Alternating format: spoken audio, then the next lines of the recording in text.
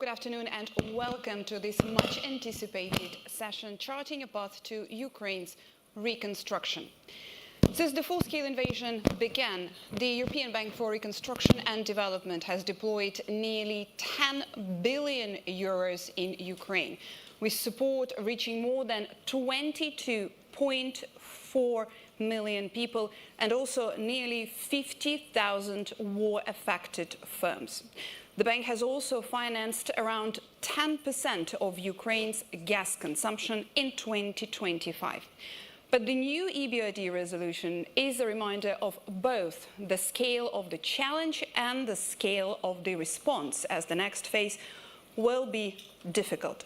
The bank's Ukraine portfolio is under pressure, and affordability constraints mean the external risk sharing will indeed be critical if support is to continue at scale.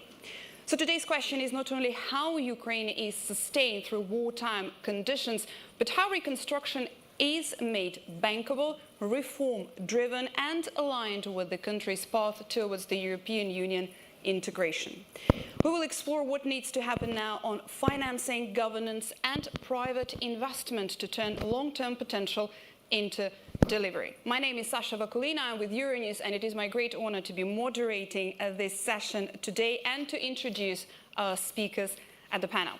Here with us, first of all, is Odile Renaud-Basso, the President of the European Bank for Reconstruction and Development, Valdis Dombrovskis, the EBRD Governor for the European Union and the European Commissioner for Economy and Productivity, as well as Commissioner for Implementation and Simplification, Serhiy Marchenko, EBRD Governor for Ukraine and Ukraine's Minister of Finance, Rachel Reeves, EBRD Governor for the United Kingdom and Chancellor of the Exchequer, and Tomasz Fiala, founder, Dragon Capital. Thank you very much to the speakers for being here. Thank you for being here in the room, and those as well following it from another room and online. We are going to start this session, and without further ado, I would like to open and to set the scene for the upcoming conversation and to ask all of you the question. Let's start with the deal. Ukraine remains the EBRD's highest priority, but the challenges to maintaining support are indeed increasing. Over the next 6 months, what do you see as the biggest practical constraint? So first of all, I'm very happy to have this panel with such distinguished panelists who are really all involved in supporting Ukraine and making sure that the country is well equipped to be able to support and to win the war. And so for the EBRD perspective, as you've said, it's really at the core of the priority. Ukraine has always been for us one of the key countries of operation since we've been created to help transforming into this country and others into market economy, well-functioning private sector and so forth. But since the war started, we really step up our investment with the support and at the request of the shareholders who really wanted us to help the country in and support the real economy to keep the country functioning. So to have businesses being able to borrow, being able to continue to invest, key infrastructure being able to continue to serve the needs of the clients, both in the public sector and in the private sector, and so forth. And we've been equipped to do that because 3 years ago, our shareholders agreed to give us a capital increase in order for us to have some buffer, some capital buffer, in order to be able to continue to invest. Because, of course, investing in a war economy is more risky than investing in an economy in normal circumstances. So we have this capacity to, step up our investment, and we had an initial objective of investing 1.5 billion per year. Actually, we've been deploying more than 2.5 billion last year. So we've done more than we expected because the demand is there. This being said, after 5 years of war, the risk situation is for some counterparts deteriorating because, for example, when you look at the situation of the key state-owned enterprise like the electricity network, the railway network, and so forth. After 4 years of need to repair some infrastructure, issues with, decreasing demand or decreasing revenues because of the macroeconomic situation and so forth. The financial parameters are more challenging. So that's why we need to have, in order to be able to continue to invest, to have this mix of our capital capacity, which is very significant, but also some targeted guarantees and in order to be able to make project bankable in conditions that were not bankable. So I think the financial parameters are remain an important factors, but we benefit from very strong support from bilateral donors. I mean, the UK was one of the donors in providing guarantee, and the EU is one of our key donors also helping us. And sometimes we need to substitute sovereign guarantee because the government has very strict rules in order to preserve macroeconomic stability, sailing on the level of guarantees, and the EU is helping us providing these guarantees that the government cannot provide us. Before we hear from the EU, I want to ask Sergei Marchenko the same question. Over the next 6 months, what do you see as the biggest practical constraint from the point of view from Ukraine?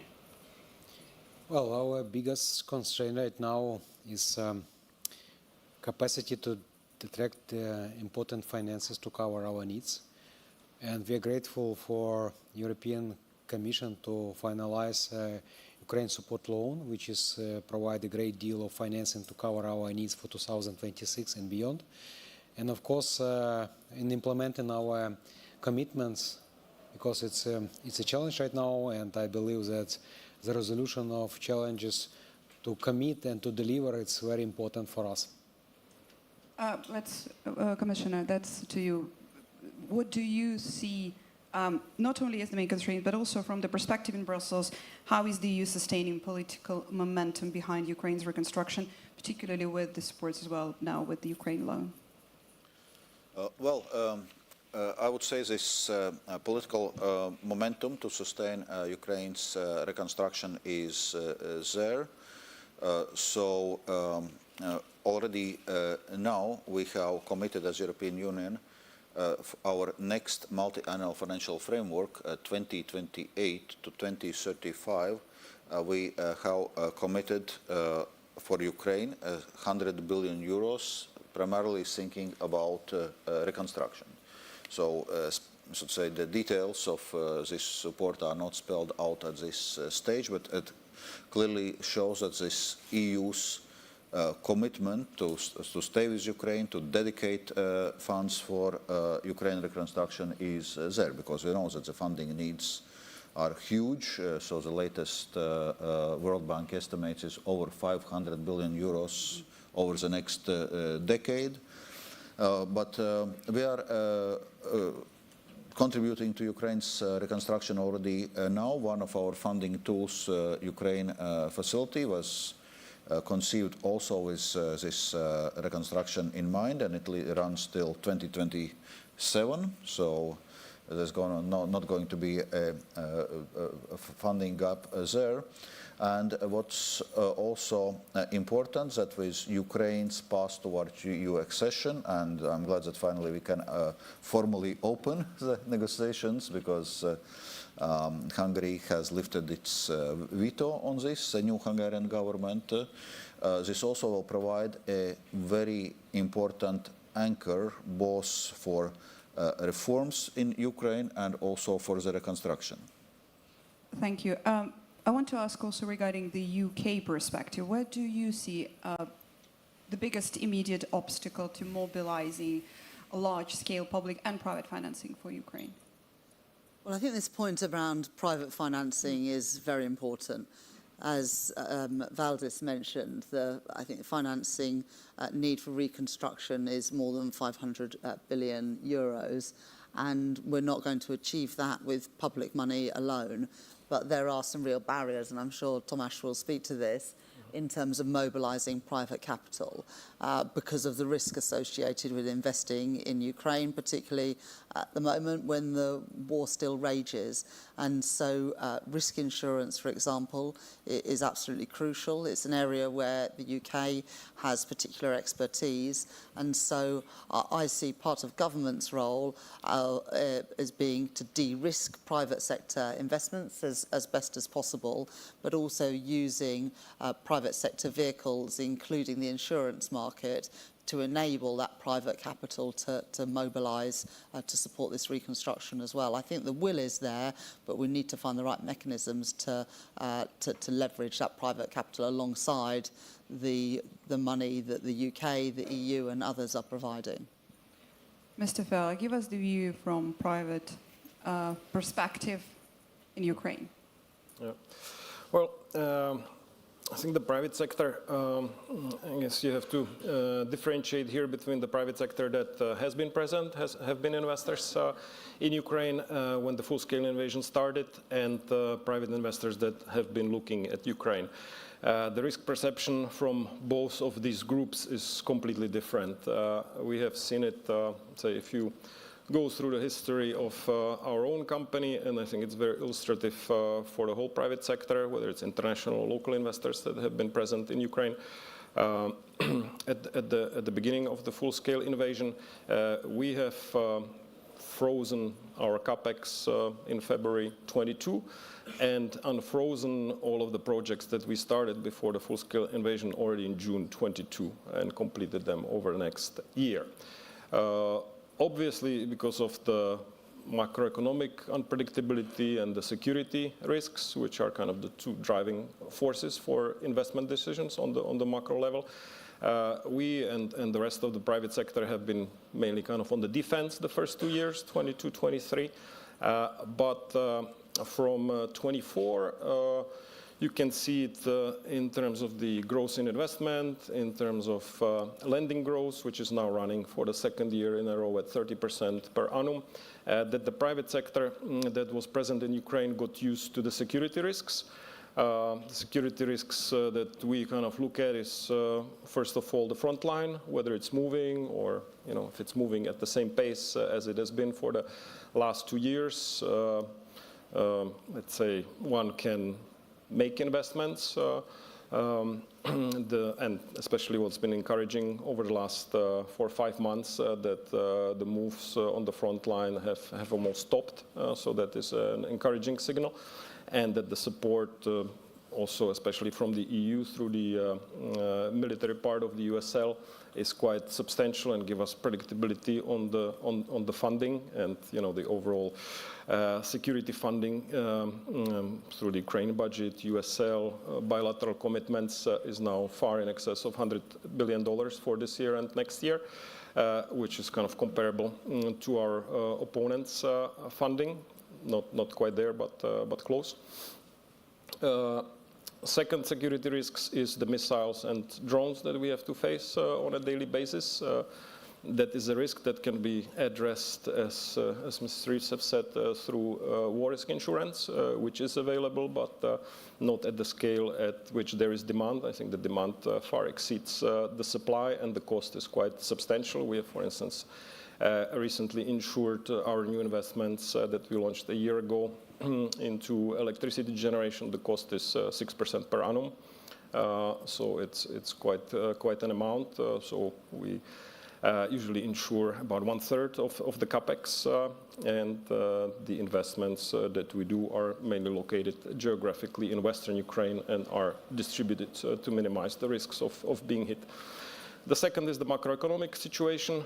After GDP declined by almost 30% in 22, it has stabilized, and we have been growing every year, not very fast, but still between 2 and 5% per annum. So that's quite encouraging, and we expect this year also GDP growth. The budget has been kept under good control. If you take away the cost of the security costs, we would actually have no deficit. So the fiscal policy has been historically in Ukraine very predictable and very conservative. I mean, before the full-scale invasion started, debt to GDP was less than 50%. So again, kind of a plus sign for an investor.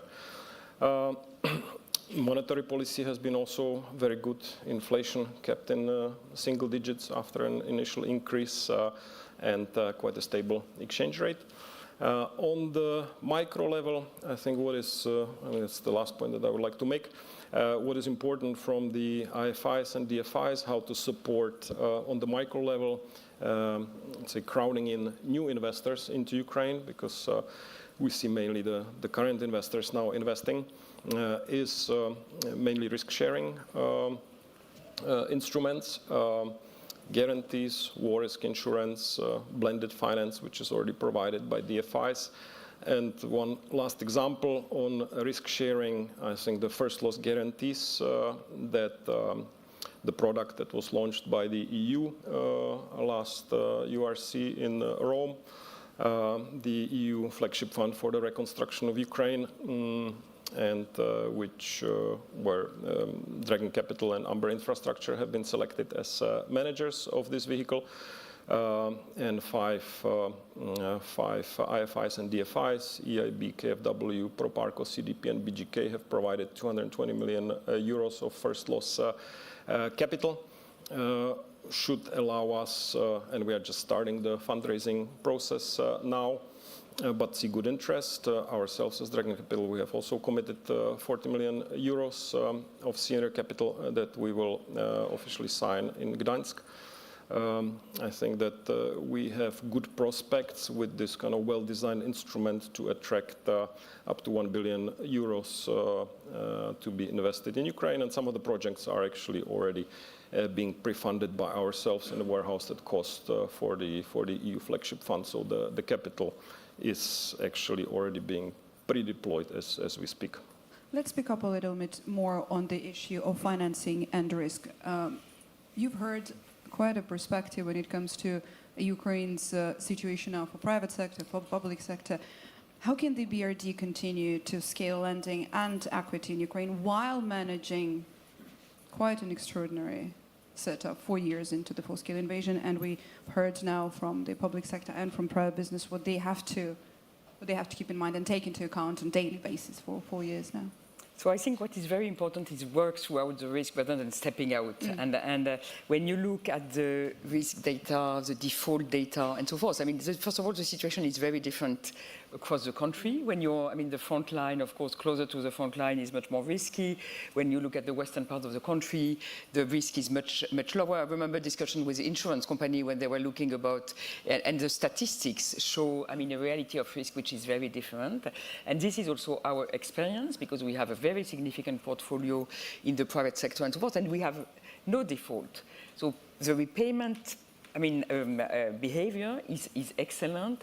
Our clients pay us back, and we can, I mean, extend new loan and so forth. So the high level of, we have a high level of NPL, but basically it's related to SOEs that had to restructure their bonds, their private sector bonds, and then in the accounting rule, financial accounting rules, when you have a default, you had to restructure for a number of years, and all the, I mean, you have to, I mean, the debt is remaining considered as in default. So that, I mean, is the NPL, not in default, NPL. So that's, I mean, a bit of an accounting issue, and the behavior is very important. This being said, we need to, I mean, and we have been working with the banks, with insurers, with other IFIs in order to develop products needed to address the need. And for example, we've worked for quite a lot of time, and now it's really up and running, way to reignite the local insurance market for logistics. I mean, it was completely very difficult at the beginning of the war to provide insurance for transport of goods across the country, and thanks to support of donors, including the EU and others, we were able to work with reinsurance company, a local insurance company, and now this is up and running at relatively affordable cost. To facilitate, one issue of Ukraine, for example, is energy generation with, we know, I mean, the destruction of infrastructure, of gas infrastructure, and so forth. So deploying renewable energy generation in a more decentralized manner, new capacities, is extremely important. And to attract foreign investors and developers.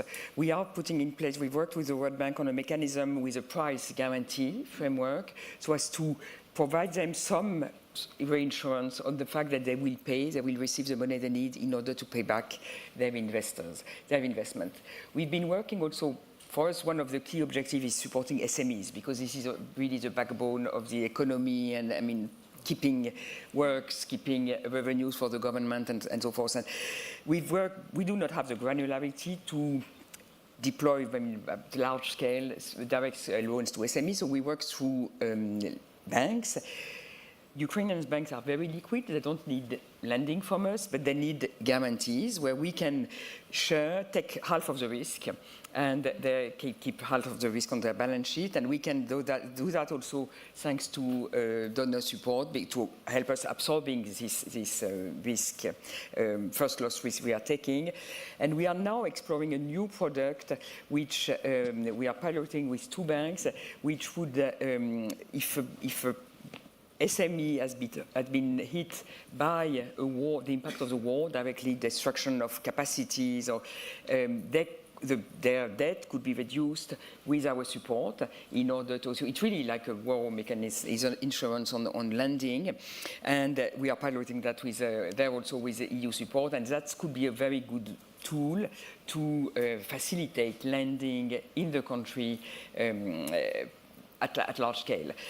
We are also helping, I mean, investing, bringing in new investors is also an important element, and that's why the work we are doing on the renewable energy, but also funding some foreign direct investment which are interested, because there is the potential of the country and the fact that when full-scale reconstruction will start, the boom in the economy will be, very significant. So I think that you also have some investors also already looking forward into that and getting ready for that.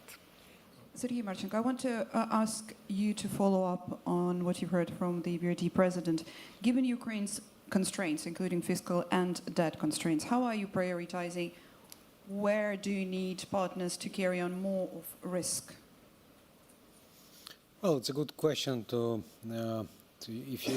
if combine messages for Tomasz and for Madam President, you realize that probably the biggest challenge right now is how to mitigate the current war risk, to attract some investment, specifically for private investment to be in Ukraine, because public investment rather scarce resources, and we can't count on this for a longer period.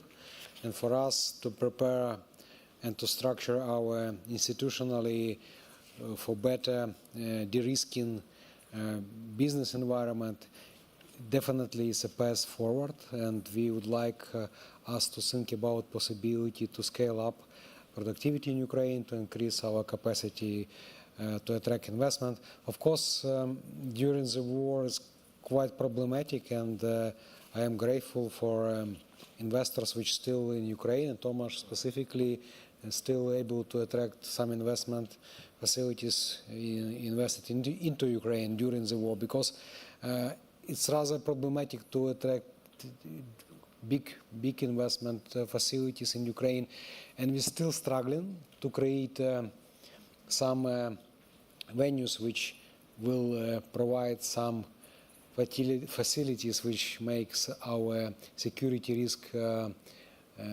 less important for business, for investors. And that's why government operates in our own mindset.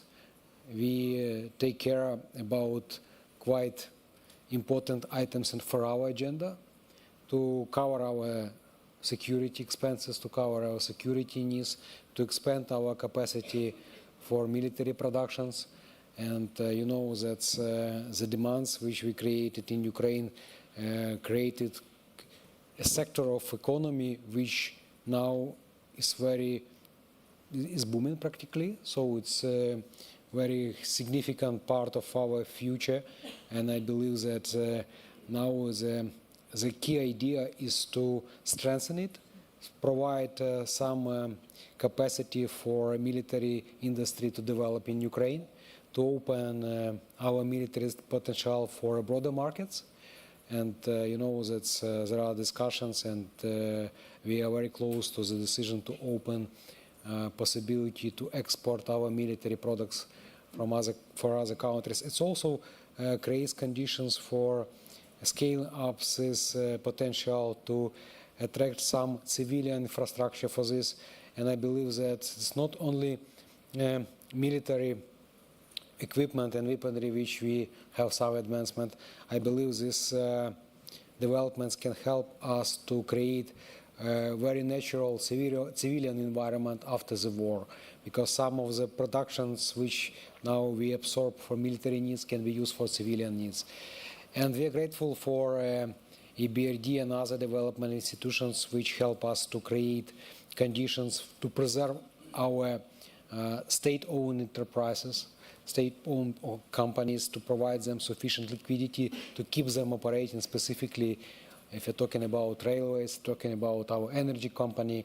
And it's another way, because there are no potential for huge investment right now, but we need to preserve this company for future developments, to restructure it, to make it possible for a longer perspective, to make it sustainable.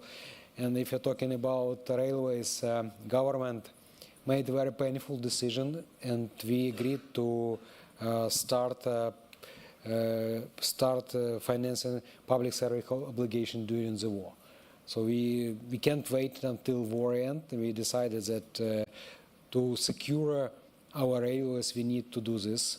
And again, it gives us opportunity to discuss restructuring of our debt for a company, and also give some additional advancement facilities for EBRD to finance this company. So it's a good example how we can manage this from different perspectives.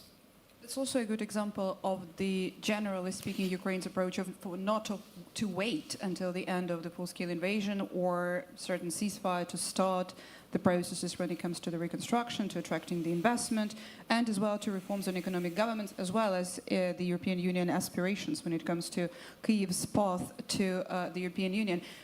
Commissioner, as Ukraine continues on this path, how are you ensuring the reform commitments translate into real progress on the ground when it comes to reform and economic governance, including under the Memorandum of Understanding? Yes, indeed. So traditionally, EU support is linked with certain reform conditionality. It has been so since 2014, when we started the first macrofinancial assistance programs with Ukraine, following annexations of Crimea and start of the conflict in Donbass.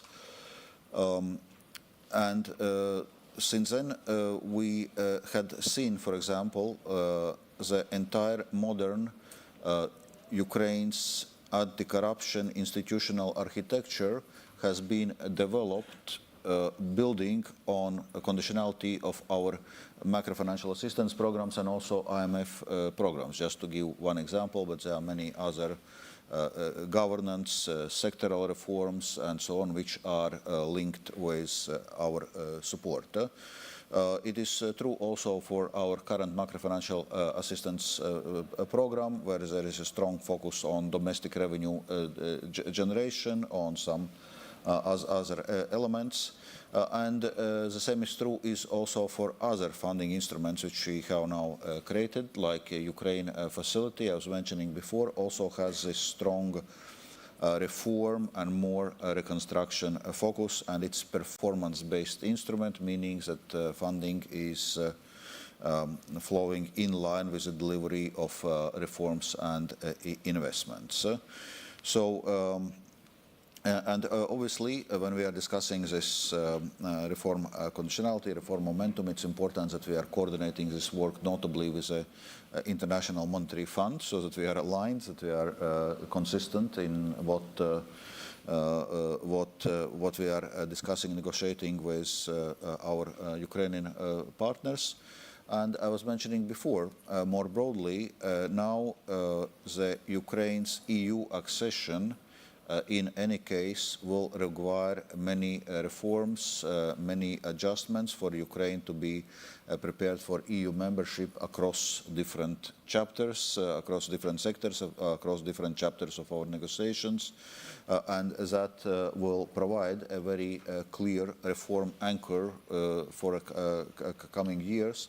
And it has to be said that we see that this reform commitment, despite the war, despite the very difficult situation Ukraine finds itself, is clearly there, and Ukraine is making very determined efforts actually in its reforms, notably linked with a path towards EU membership. Chancellor, I want to pass on this question to you. How can partners like the UK contribute most usefully to Ukraine's governance agenda? We're talking about technical assistance, regulatory partnerships. What's in there, in your view? So, look, first of all, Ukraine needs money, and the UK is a major donor, have committed £3 billion a year for as long as is necessary through UK export finance. We're providing loan finance to buy equipment that is needed. We took part in the extraordinary revenue acceleration, released all that money now for the purchase of military equipment, and been working with the EU and Valdis and his team in unlocking the €91 billion loan and covering some of the interest payments on that. And that deal still needs to be signed and sealed, but we're confident that we'll play our full part in that. But there's other things that supportive countries can do, either bilaterally with Ukraine or indeed through the multilateral development banks. And I particularly want to pay tribute to Odile and the EBRD for the huge work and effort, as Odile set out earlier. The funding targets that they were set have been exceeded. And not just that, but also the EBRD has been very successful in leveraging in private capital alongside the money directly from donors. So, as one of the biggest shareholders in the EBRD, we're proud of our role in that, as well as through the IMF. But I think you're absolutely right, Sasha, that there is a wider role that we can play too with expertise. And Sergei and I met earlier today in areas like energy, for example, where the UK is in many ways leading the world in renewable energy. We're investing alongside with a British company in renewable energy in Ukraine. In addition, we've got a strong defence sector in the UK, and we are able through UK export finance to export military equipment directly to Ukraine.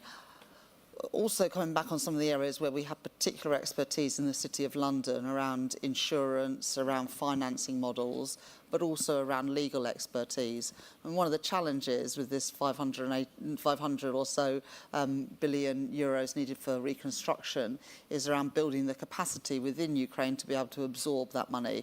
And it's really important that we raise that money for Ukraine's need, but also it's important that it is managed effectively, and as I think Valdis said, project managed as well.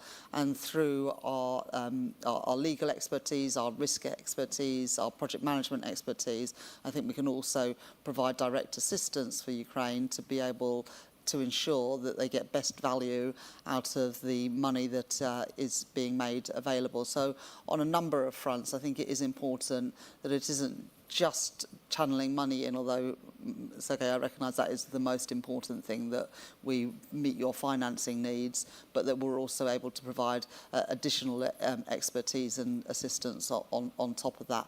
I think the other final point I would make is that no one should worry too much about where the money comes from. It's going to have to be various combinations. But the most important thing is that we all work together to make sure that the money is available. And that's why things like the single financing platform, I think, is really important, so that the Ukraine government knows what money is coming in from what sources, that everybody, all donors, have access to that and understand the different commitments that people are making. And I think it is important, and this is also a role that the multilateral development banks can play in ensuring that we are aggregating the money well and that there is transparency around that as well. Mr. Feller, and on this one I want also to direct to, from your point of view, looking at the investment climate today, which governance issue is the biggest deterrent to new capital from the way where you're standing? Mm-hmm. Okay, over the last 10 years, there's been a significant improvement in, let's say, generally in governance, rule of law, anti-corruption infrastructure that the Commissioner has mentioned. So I've been living in Ukraine for the last 30 years, and definitely the period after 2015 has been the most kind of welcoming for both local and international investors.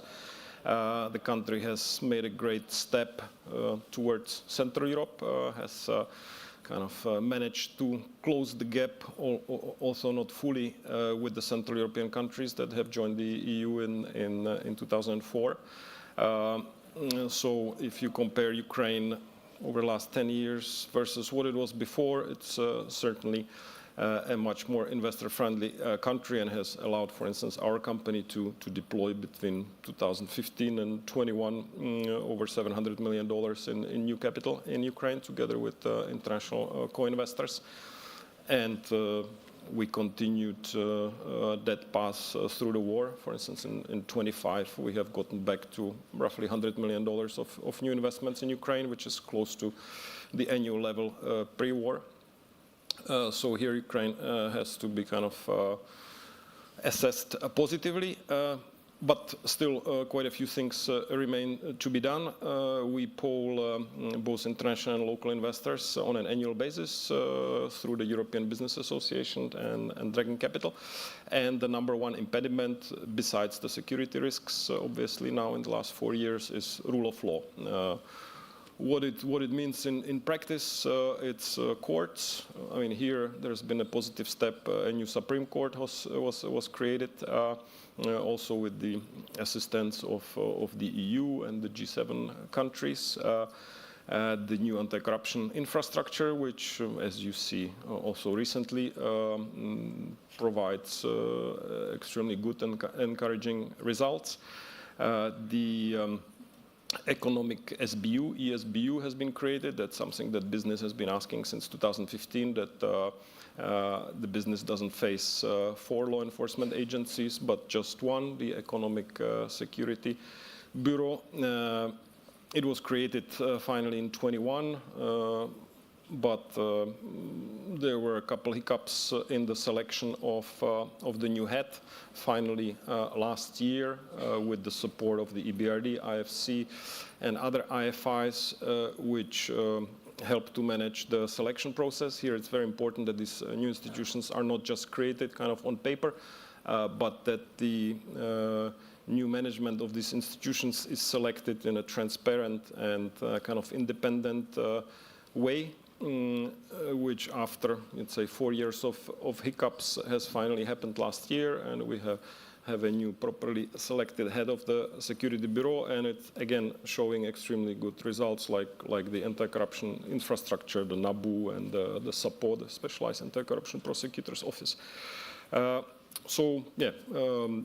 Also, there are a few other things, like liberalization of tariffs. The countries that have joined the EU in 2004, they have liberalized tariffs in the 90s. It was hard to do. Ukraine still has not done this, and I think it would be also beneficial for the budget if the tariffs were liberalized, and if you had market forces play in these very important and capital-intensive sectors. It's also a detractor of investment if you have still regulated tariffs for electricity, for gas, for heating, for water, for basically all the basic utilities, and the regulated prices are multiple times before market levels, giving the wrong incentives and also creating space for potential corruption, deregulation. Here the government can be also kind of positively commended for deregulation over the last 2 years in the energy sector, because under this extreme pressure, 75% of the electricity generation was destroyed, so the government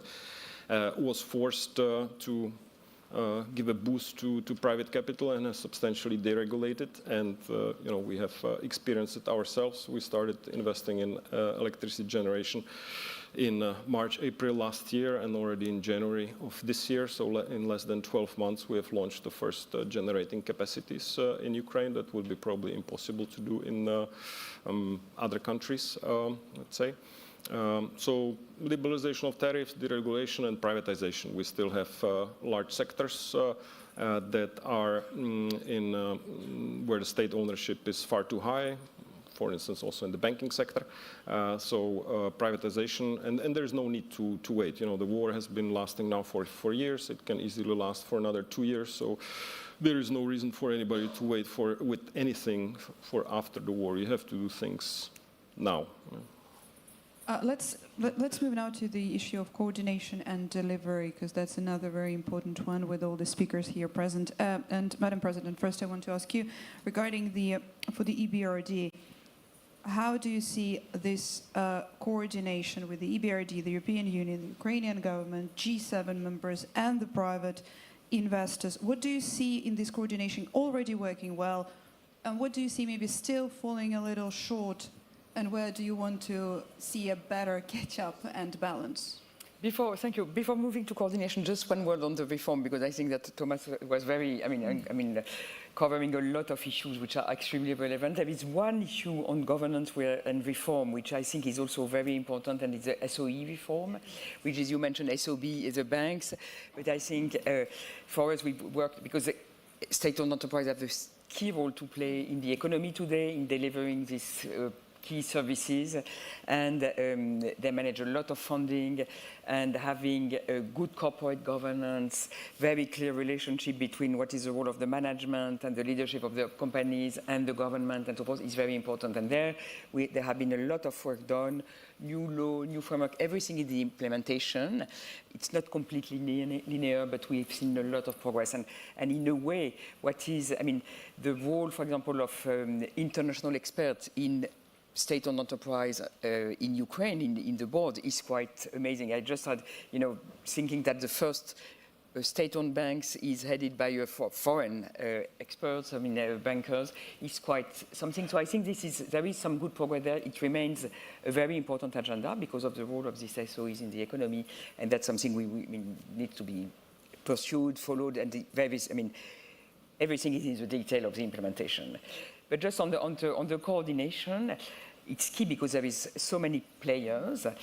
I think there has been very good progress around the preparation of a single pipeline project on the project preparation, single pipeline from the Ukrainian side, which requires a lot of internal coordination in Ukraine across different the part of the government, different ministries and so forth. But this is a way to channel and for everybody to know what are the priorities from the Ukrainian side. And in parallel of that, we've deployed sort of preparation facilities, well coordinated between World Bank, EIB and us, in order to have tools to finance, this preparation of the project. So looking at making the impact assessment and so forth, because it's this is a heavy work, it takes time. It's important to start now, and we are already doing some project now. We have 17 projects which have been selected for these project preparation facilities, and that's, so that's up and running.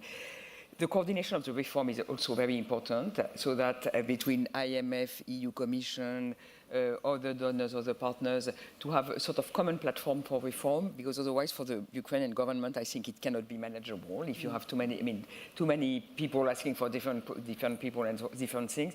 I think the coordination platform that has been put in place with the EU, the G7, is an effective framework that, at the global level, and we have very strong coordination among IFIs in the country level, at the project level, to discuss who does what and how we can optimize the overall system. Commissioner, how do you see the coordination situation now as Madam President also said there, given, of course, that we are in a very strong political momentum when it comes to Ukraine's EU accession, with the first cluster hopefully set to be officially open. How do you see the coordination working now and the improvements that could be done somewhere where you would want them to see better progress? As regards coordination, as President Renaud-Basso just mentioned, I think all in all, this coordination is working well, and by now we have reasonably well established working methods how we are doing so. Maybe before I go more into the CU specific situation, well, there is an overall framework internationally. It starts with IMF settings estimate of the funding needs for Ukraine, and then for international donors to see how do we bridge this funding gap for Ukraine. Right now we are starting to implement the 90 billion Ukraine support loan, and we actually expect the first disbursements already this month, and all in all some 9.1 billion euros, because it has been a bit of a delay. It was another file which previous Hungarian government was blocking, but now it's unblocked, everything is done, and we are moving forward. But what we had said from the beginning, we are aiming with this Ukraine support loan to cover 2/3 of Ukraine's funding needs. And so we need to work with other international partners to cover the remaining 1/3. I would say for this year it's basically done, and I would like to thank all the Ukraine's funding partners also, which were front-loading this contribution, and that was one of the coordination which we were doing with international financial institutions in a G7 format to front-load the contributions for the first half of the year before we are able to move with our large Ukraine support loan. And now already we need to start thinking about how we are doing the same for 2027. And I was mentioning before, in terms of reform coordination, we are obviously aligning our conditionalities or coordinating our MFA conditionalities with the IMF conditionalities, something which we are doing. But now you rightly mentioned that Ukraine EU membership path itself will provide a very strong anchor for reforms. So Ukraine will know what it needs to do to join the European Union, what reforms, what regulatory alignment, and so on and so forth. And that in itself will be a strong format. And that's something which also, in a sense, other partners like G7 partners and others have indicated that that's something which are also willing to support and respect, that is a main reform anchor going forward. And on project coordination, indeed, we have, I would say, good working relations also with European financial institutions, the EBRD. Right now we have a concrete project, this 500 million repairs of the Chernobyl safe confinement, which was damaged by a Russian drone. And I would like to thank EBRD for actually taking initiative to work on this and to lead this coordination. But again, that's another good example how we do this coordination and how we achieve alignment of international donors. You can see now on the screens in the room as well some of the footage of the visit on the 40th anniversary as well to Chernobyl. Yeah, it's on the screens on both sides of the room. Sergei Marchenko, when it comes to coordination and delivery, on the Ukrainian side, what are you doing to strengthen this institutional capacity when it comes from project preparation units to implementation together? Well, thank you. I just want to repeat the messages which we received from Commissioner, Madam President, that we already created a very sophisticated infrastructure which help us to coordinate our efforts, and it help us to be streamlined on our ideas and goals, how to achieve and reach our potential. and specifically when we are talking about funding which is available to cover our budget needs, starting from the beginning of the war, we realized that it's not sufficient to have bilateral contacts, bilateral negotiations. We should go beyond this potential and look at perspective to participate in high-level events, and we are grateful for G7 Ministries of Finance, which traditionally invited us for several times a year to conduct our needs, to show our potentials and to what we are able to deliver, because it's not only about Ukraine needs, it's also a request for Ukraine that Ukraine should do our homework, so to implement reform agenda. So this is the highest level of potential which we try to open. Then Madam President mentioned Ukraine donor platform. It's a very important tool which we organized in 2023, and Ukraine co-chairing this platform since that time, and now we have 17 consecutive steering committee meetings of this platform. It helped us to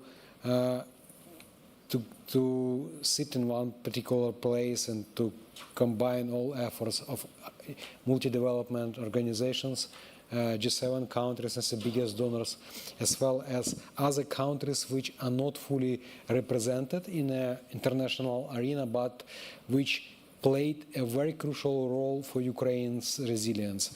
Now we have Norwegian government, we have other Baltic countries, Finland, we have Swedish government to sit on the table and to discuss very practical issues as equal Ukraine's friends. Because it's not only big countries which generates effort, but also in combinations with other smaller countries, it helps us to resolve our budget needs, our military needs, our energy needs. So we have different facility and different forum for discussions for specific energy problems. Because it's rather urgent bits, and it should be some involvement of very professional individuals from different countries which help us to resolve our energy constraints. And from our side, the most important thing which we should coordinate within Ukraine is commitment into deliveries of reforms. And now we have, until this year, we have some delays this year of implementing some important fiscal reform specifically, but before that we have very well established mechanisms which help us to coordinate internal efforts through the government, through the parliament, and it helps us to mobilize necessary votes for very important legislations. And I believe that with a perspective to open formal negotiations with the European Union, it opens additional potential, additional optimism for members of parliament to participate in discussion of reforms and help us to boost this potential and to help us to deliver, because it's not only when you're requesting money or some kind of support, it's important to prove that you're a trustful partner, and that's why it's important to deliver. And when we are not delivering, it's a question of our reliability as a partners. That's why it's not only personal commitments, it's not only personal responsibility. It's a responsibility of government, parliament, president, and in combination, it's a goal governance of Ukraine should deliver important reforms, important commitments to show that we are trustful and we are reliable partners. Chancellor, from a G7 shareholder perspective, when it comes to coordination, what is the single most helpful step major donors could take to make the international architecture more user-friendly when it comes to Ukraine, rather than adding more layers into it? Well, I agree with this point about better coordination of the funding that is available. I also think doing more with the multilateral development banks, I imagine, Sergei can speak for himself, that it is a lot easier when you have got people coming together and making an offer rather than lots of individual offers that have different rules and governing frameworks, etc. So I think that is important. The G7 is an important vehicle. Next year, the UK is chairing the G20, and the year after, we're chairing the G7. As Sergei mentioned, the G7 at least, we ensure that Ukraine is invited to every meeting so that it is very much front of mind and on our agenda at all times. And certainly, I want to use my country's presidency of both the G20 and the G7 to very much keep alive the importance of supporting Ukraine, because in the end, we've spoken about a lot of this today, forgetting the bigger picture.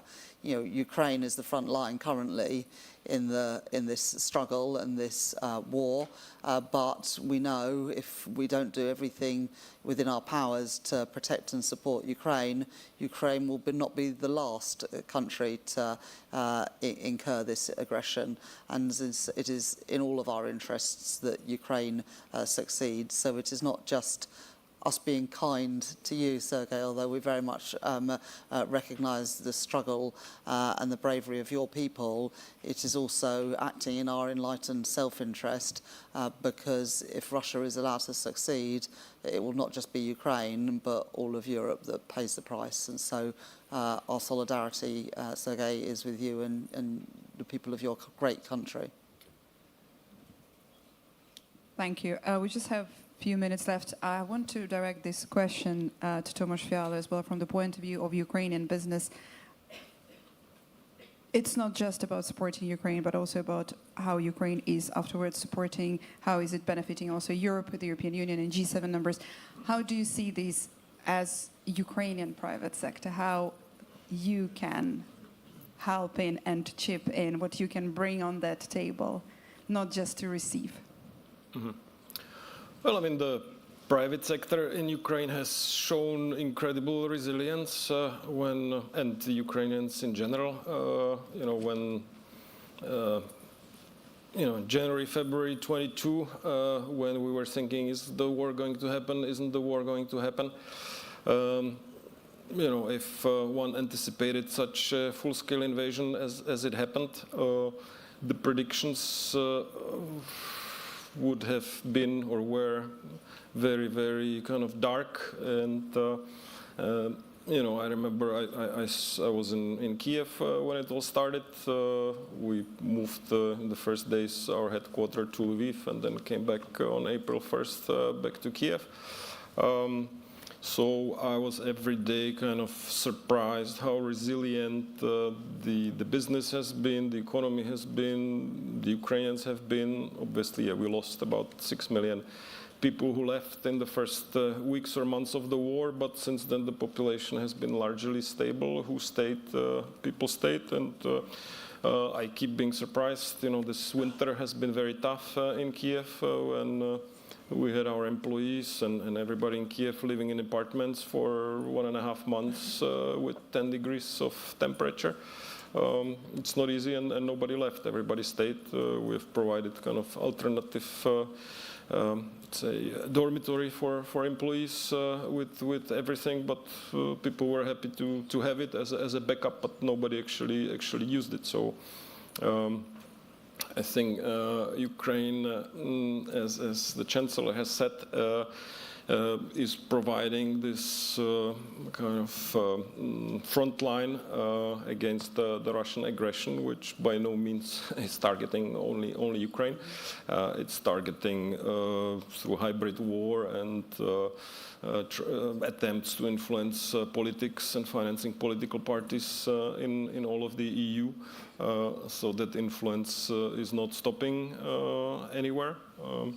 And I think it's important, for us who are in Ukraine, the brave ones, they mobilized and they joined the armed forces. Those that are kind of less brave, they have to live in Ukraine, pay the taxes, work, support their employees, and make sure that the economy stays strong, and that obviously Ukraine receives incredible support from its partners. But for instance, the tax revenues have reached in dollar terms pre-war levels already in 24 and now far exceed those levels. So Ukrainian businesses, thanks to that kind of macroeconomic stability and support, are able also to support the fiscal revenues and the economy itself. On top of that, obviously, everybody's donating, supporting different brigades. We are spending, let's say, all of our profits on supporting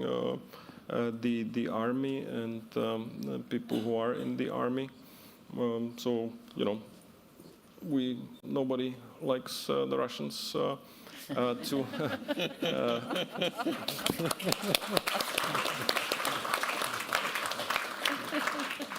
So I think we are doing our job, and lastly, I think the Ukraine defense sector is showing the future. Also, that some of the equipment that is being produced in Europe is becoming quite obsolete, and the war has moved on. So here Ukraine can contribute to defense of critical infrastructure and of the EU countries through the know-how that it has developed. Thank you so much, Mr. Fell, and thank you so much to all of the speakers who participate. And trust me when I say that I wish we had more time for this. Thank you very much who's been here in the audience and watching this session. Thank you.